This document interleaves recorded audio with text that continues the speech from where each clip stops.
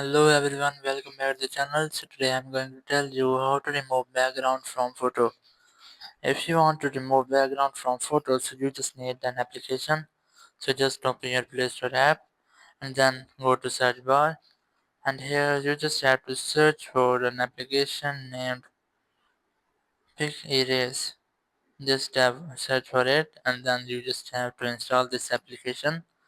Just install it. As you can see, I have already installed the application. So just open the app and then it will contain some ad. You just have to skip them.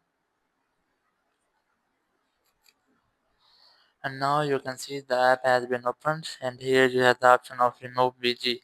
You just have to tap on it and then just skip the ad.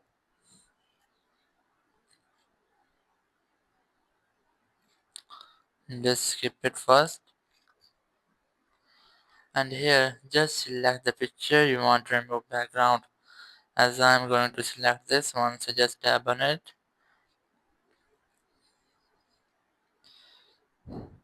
And then it will automatically remove background from the photo. So that's how you can remove background of your photos. Thank you very much for watching the video. Until next video, bye bye.